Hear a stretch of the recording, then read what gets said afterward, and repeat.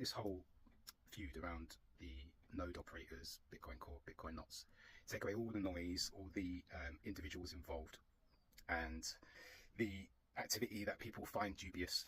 If you strip all that away and bring it down to basics, I think it all boils down to incentives. People are worried about how this might change, undermine, increase, decrease the incentives within Bitcoin, and it being just money, because obviously Bitcoin being sound money, disinflationary, all that kind of stuff, your purchasing power increases over time. So it incentivizes you to save and not spend those Satoshis at Bitcoin today for future gratification of something that can be of good enough value at that time in the future to part with your valuable Satoshis enough for you to do that, to purchase it. That will increase your productivity.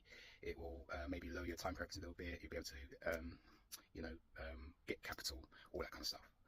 So the incentive is to be more thoughtful, long-term thinking, drives incentives for quality in product and technological growth, all that kind of stuff. But then you've got the people now who are removing these filters that will enable people to pay more fees to inscribe something onto Bitcoin, mempool, whatever, and put in things like dick butts and cat memes and stuff on it. And it'd be fascinating to look back over time. If I was in the future, looking back at this moment, it would be a weird and wonderful, fascinating time. But right now it matters because people were like, hold on, if you are paying a higher fee to put something, inscription or whatever, onto Bitcoin, why is that thing of such value that you're going to take up block space, which might mess up the price signal of Bitcoin long term, just to put something and encapsulate it within Bitcoin over time? And people were saying, well, because you're able to, that's fine, like whatever.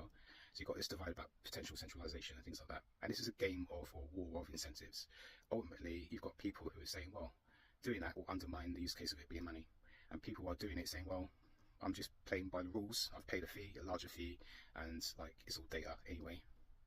And the potential direction of it changing the incentive drive within Bitcoin for people to pay extra to get what they want within a block versus those people who are trying to transact.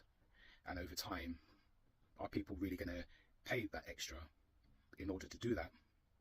And the question remains, what is so important enough for you to do that, to take up space of everyone else's transactions?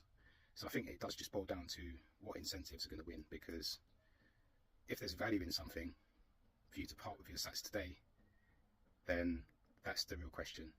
What is the value in doing so or not doing so? And where does that take us moving forward and the use case of Bitcoin? What do you think?